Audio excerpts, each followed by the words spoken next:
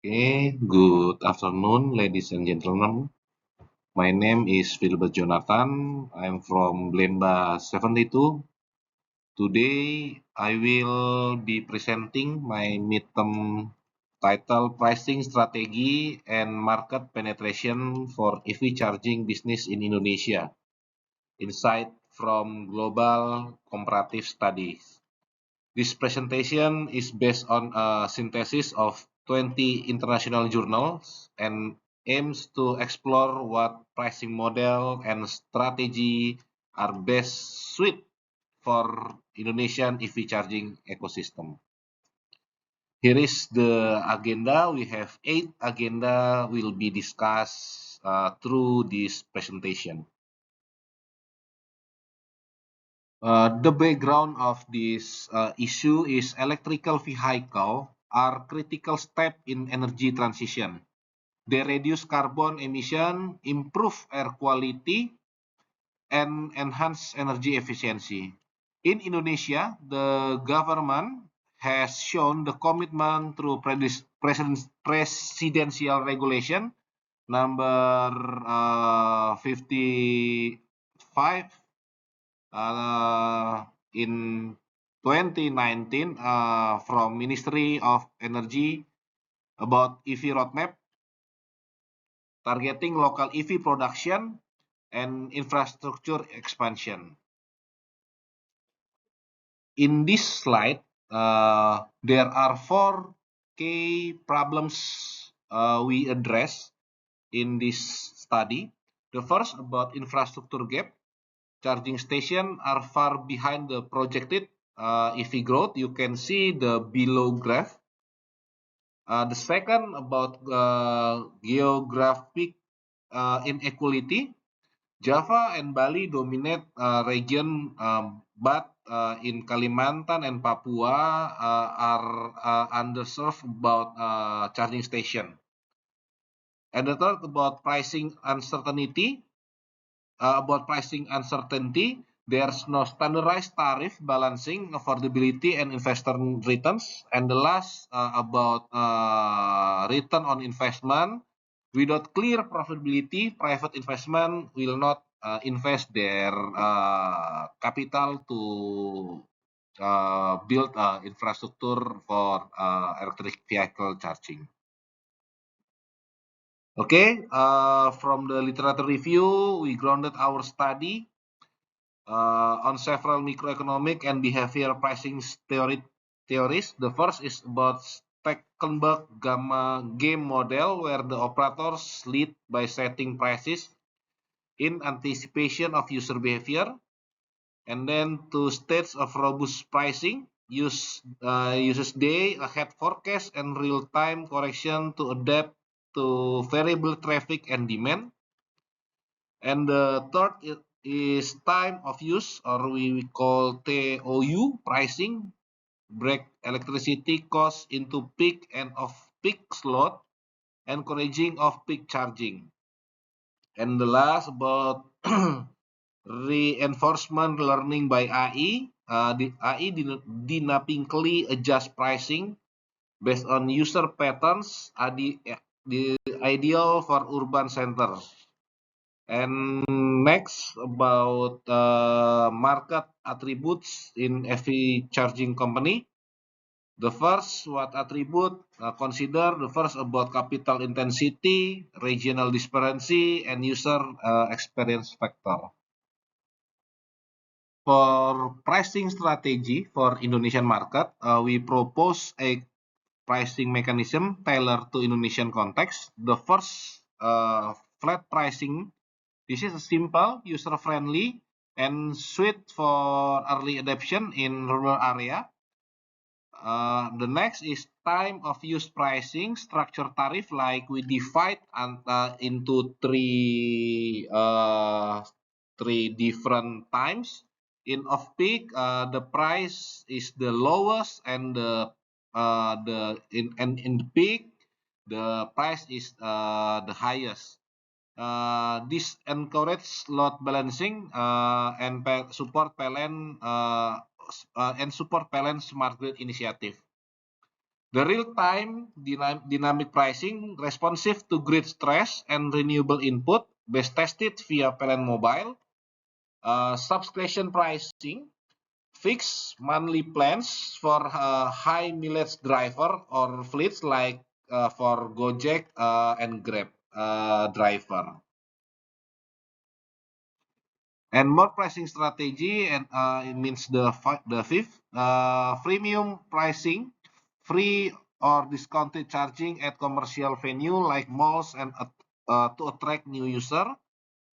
Auction-based pricing, user bid for slots in congested zone like airports or SGBD, enabling price discovery. And then vehicle to grid or V2G, EV supply electricity back to the grid during peak times for compensation. And the last, we propose about cross-subsidy pricing, urban station fund rural expansion, ensuring national-wide accessibility equity.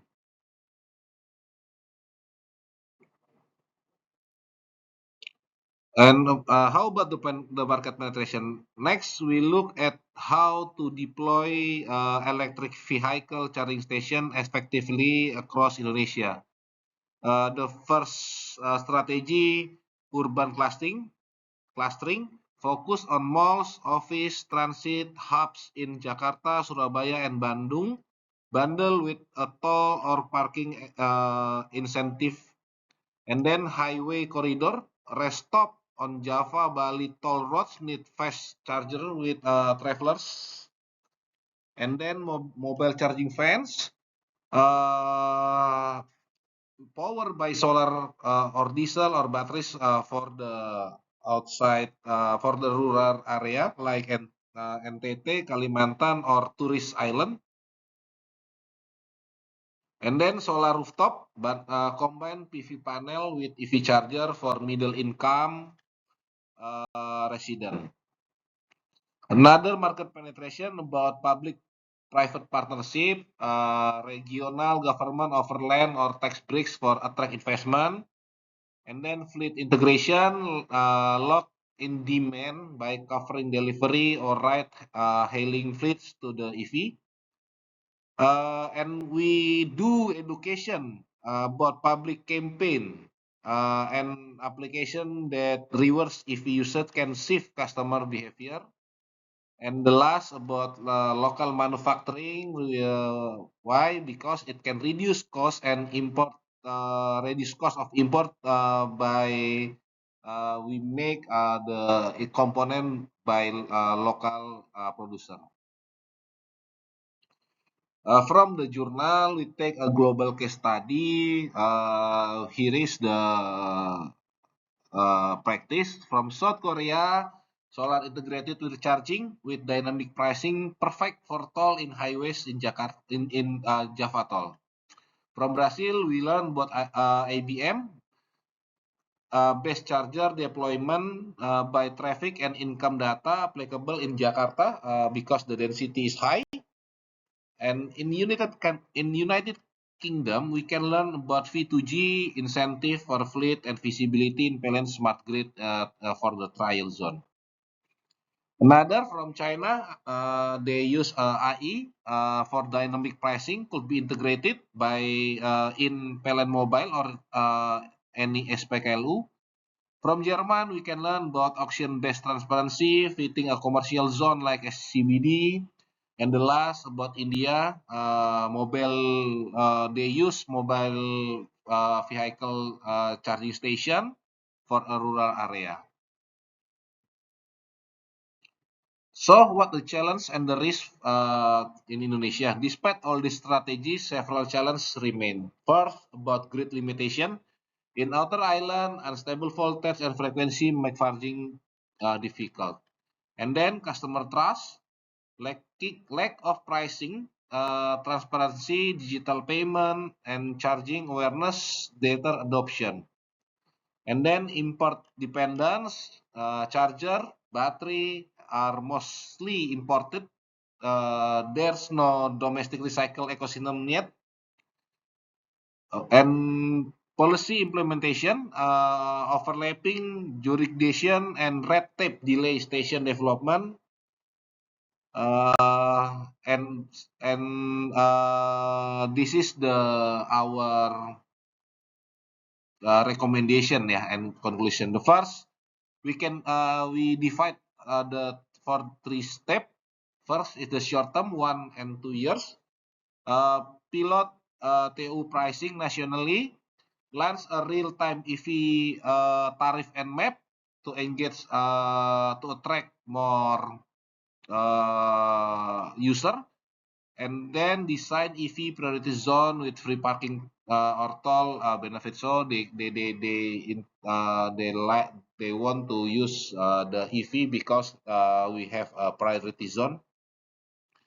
And for medium term, we run smart V2G pilots, maybe with commercial fleets. And for tariff transparency among public operator, subsidized solar integrated mobile charges for rural area. And for the long term, establish a national EV charging station consortium with university or in local industry. Decentralized pricing authority to local energy agency, integrated EVCS within carbon market for REC trading. In conclusion, Indonesia must adapt, not copy, global models. Success lies not only in infrastructure, but in building public trust, ensuring investment clarity, and designing inclusive region sensitivity EV policy.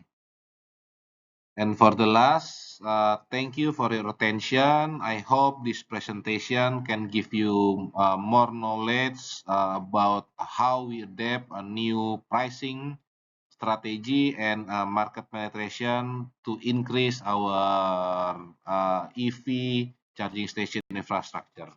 Thank you and good afternoon.